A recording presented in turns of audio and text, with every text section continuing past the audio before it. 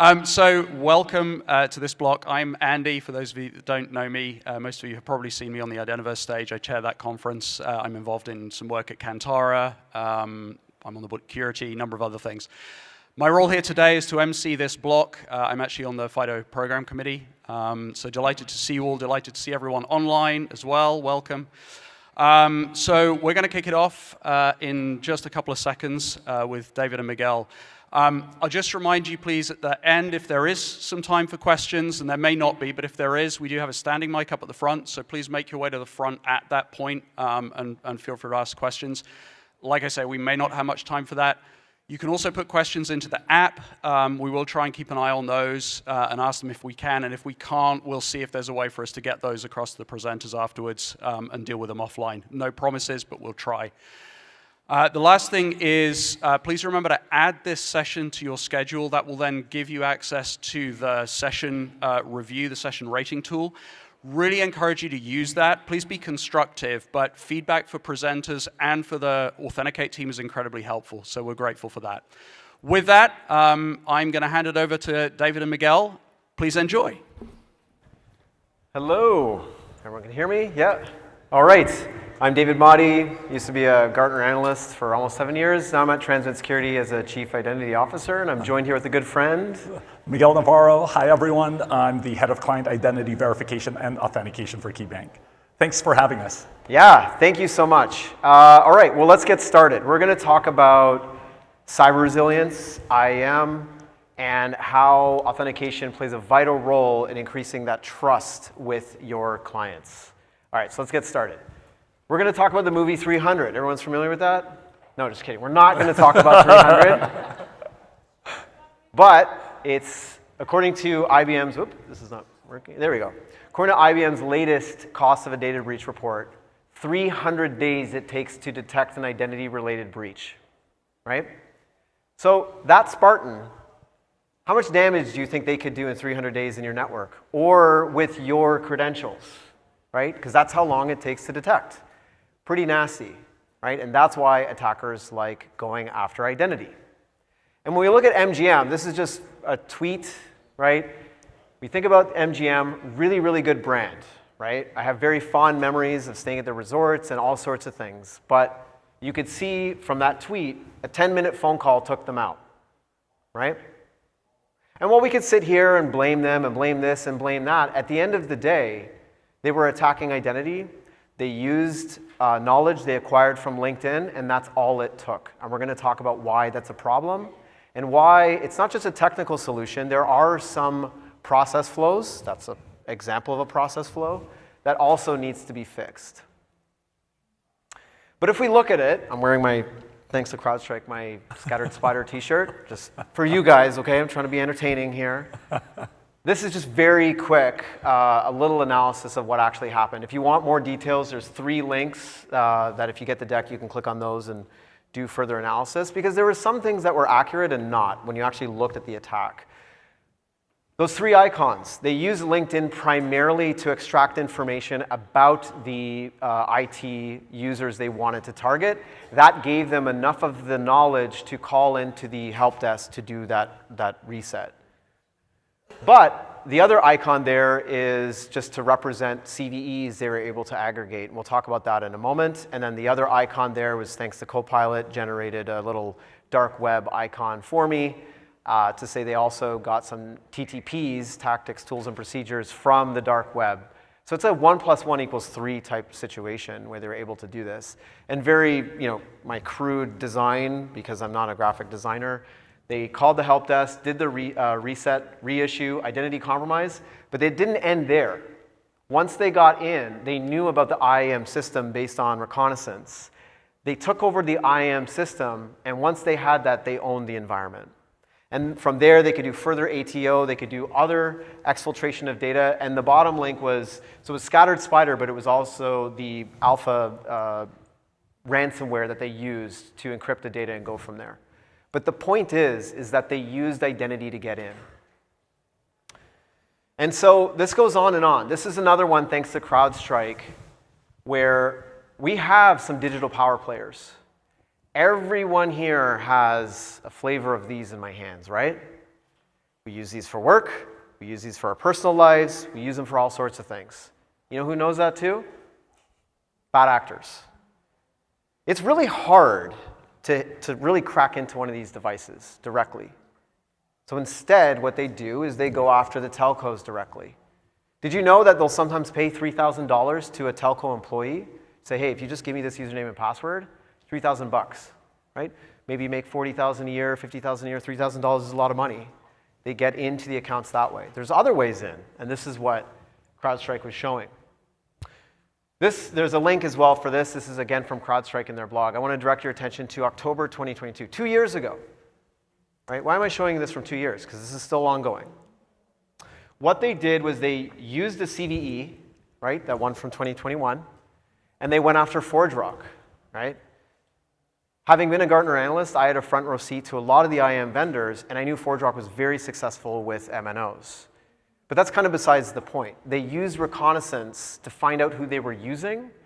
They found a vulnerability, and they leveraged that vulnerability to penetrate the system. From there, they did AWS, they did further IAM attacks, and ultimately, that last step, gain access to the MNO. Once they're in the MNO, they go after certain targets they want to go after and do an account reset. Again, I don't need to break your phone. I just need to break your mobile network operator, do an account reset, and now I got your phone number, and I can do whatever I want. And that's exactly what's going on to this day, and MNOs are still suffering those types of attacks. So I'm going to kick this off to Miguel, and he's going to show something really interesting from your organization or targeting your organization. Yep.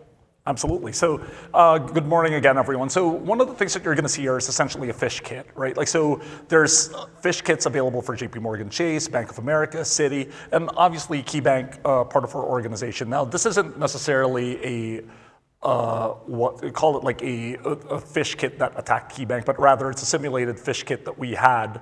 And one of the things that I'm going to show you is just how easy it is for folks to essentially grab. Oh, actually, you can play the video. Yeah, I should give you this. I'm not driving. You drive. I'd say like you can play the video, I think, from here, right? Yeah. There we go. So from here, one of the things that you'll see is, again, the CSS file, right, is essentially scraped off of like the website. That goes for any fish kit there are, in the ecosystem of like deep web, dark web marketplaces. One of the things that you'll see too is that they essentially give clear instructions as to how to integrate it into Telegram, the world's safest, messaging system for bad people. So one of like the things that you'll see is someone's going to go and input their user ID and password. Now, one of the things that I'll tell you here is that these are all out of the box, right? So once you start seeing that sign-on piece, it's going to go straight to Google. So obviously we know that bad actors, they don't shoot you straight to Google, they shoot you straight to the legitimate site and kind of produce that like error in the process, right? So one of the things that you'll see here is that Britsev's username and password, Miguel is awesome, is now captured. Now, so one of like the things that I would mention here is that a lot of these like fish kits, you can buy these from like $2,000 to 20 plus, right? It's just like it all depends on the complexity that it introduces. So let's go ahead and move on to the next video. So one of like the things that we'll see here is now we're going to connect it to the OTP bot, because obviously one of the things that you'll do, right, in the deep web and dark web marketplaces is you're going to go and grab everyone's password. And again, this could be done while the person's out shopping or surfing, right, like at the beach, and it's all just done automatically. You can bulk these and then sell them on the dark web, or you can go ahead and grab one of these credentials and actually use it for yourself. So we're going to go and see like if this, okay. So one of the things that you'll see here is that it'll ask you, right, like what phone number to target, like what, essentially a lot of these things you can do a reverse background or a reverse phone lookup to be able to look for these phone numbers. And one of the things that you're going to do is you're going to just go through this automated system of going into a call mode and then going into, so right now it's selected call mode right there. One of the things that we'll do here too is we're going to go and grab the person's OTP. We're going to put in the service name, which is KeyBank. And then what ends up happening is there's this robocall that gets sent out to that user to attempt to try and grab that OTP. So it'll tell you to try and log in and then hit call because they want it to be synchronous, right? Like, so from there, when someone hits log in, you begin the call, it'll actually tell you that the call is ringing, and it'll tell you, kind of give you an update of the process of where everything is. And then you'll see that at the bottom, the OTP is collected. So again, it doesn't have to work 100% of the time, it just needs to work. That's how like bad guys kind of go through all of these things. And the one thing that, something to remember too is, when you're protecting your organization, don't just think about like how, information is, taken from you, but think about like how that is shelved, and then think about like how that could be essentially compromised later down the road with quantum computing, et cetera. Anyway, Dave, Awesome. I'll hand it back to you. So we're not just going to obsess about the problem here, because I hate that when I go to presentations and it's just problem, problem, problem. Yep. We want to talk about cyber resilience, and that's really the spirit of this conversation, centered around identity and authentication. So let's get into some of it. But before we do, we have to acknowledge the problem, right? The real problem. I dusted off an old research note that I was starting by hand in 2017, and it was about the convergence of identity and data security. And the first bullet I had, if you recall Gartner research notes, key findings, first bullet was, credential attacks remain number one. That was 2017. And this keeps going on and on and on and on. Do you know why? This is why. This is Gartner's definition of IAM. Right people, right time, right resource, enabling the right business outcome. Right. It's all about joiner, mover, leaver. Okay? IT, since almost its inception, has been focused on productivity. And that was the right thing. We don't want to get in the way of users. We want to give them access to what they need and get out of the way, right? It was all built on productivity. That's what IAM is all about. Never had anything about security. And that is exactly why we are having these issues today. What Miguel showed, what we talked about with MGM, what we talked about with those other kind of CrowdStrike research, is really, it should be about joiner, mover, leaver, adversary. We don't want to lose sight of productivity. But we need to start thinking about adversaries and what we, and Miguel and I want you to think about. Because we messed around. I got in trouble a long time ago before I got in this industry. I was a pirate and I learned how to hack and I'll like read hex and do all sorts of things because I like CD keys. I loved these old systems because it was really easy. In fact, there were a lot that didn't even have like authentication at all. You could just, if you got into the network was the defense layer, and it was trivial to get into the network in many ways. And so we are suffering because everything has been built around productivity, and we've been throwing on Band-Aids to handle all those little bubbles. We recognize that you can't just turn your environment over by tomorrow, right? And we're not necessarily saying technology is going to save everyone here. It's a combination of people, process, and technology. And we'll talk about that right now. But lastly, Miguel showed you that key bank attack kit. And the reality is that, sure, that was based on OTPs. But as we move to a passkey-led world, right, this is all amazing. As we rely on these more, I talked about how MNOs are a target. Attackers, this is really the four things that transmit when we did some research on the dark web. This is what we extracted. We said, number one, they're much faster to adopt technologies, right? They don't have compliance or standards to worry about, so they could start using fraud GPT tomorrow. They don't have to ask anyone's permission. They can just start. And they can fail, and they only need to be right once. Yeah. And Telegram, they work better as a community. That's right. And the one piece too that I'll add here, and David, correct me if I'm wrong here, but especially even for me, back in the day, for you to be able to hack a system, you needed to be right up here when it comes to your intellect and technical, agility. Like today, you only need money and guts because, again, there's that deep web and dark web marketplace that actually enables people. So if you think low code, no code is something that's corporate talk, that also happens in the hacker world. And just like what David mentioned, collaboration, bad people do that really well. Big time. They collaborate, and again, borders don't matter to them. They just go for it, right? So that's what we're up against. It's asymmetric. So what we have to do is recognize you're going to get breached. You're going to get breached multiple times. So accept that fact. Make sure your executives understand that, right? That Mike Tyson saying, everyone has a plan until they get punched in the face. I'm sure we've heard this 1,000 times, but we have to start living that with our environment, with our data, and with our systems. So let's get into the meat of really the recommendations. Number one, we think in lists. We have to think in lists, okay? Anyone's been through a SOC audit? So much fun, but we have to think in lists. But we also have to start thinking like attackers. Attackers think in graphs, right? I was pretty nasty behind a computer when I didn't have formal education, when I didn't have a box. I just got behind a computer. I was very fortunate to have access to one, and I did bad things, but I didn't know, and no one even knew. I could go around everyone else, right? And I had to. As a small guy, I grew up in Canada. I was always the smallest guy. Everybody's big hockey players. I got pushed around a lot. Computer was my best friend. I could tell you other stories about that. So what we want you to do is think this way. Attackers think like this when they think about identity. How do you onboard a user? How does the user create their account? What's ongoing access? Notice I don't say authentication for number 3. I've shown this slide to a number of politicians. They don't understand that when you say authentication, they just start to think you're going to get really techie on them. So think about authentication as ongoing access.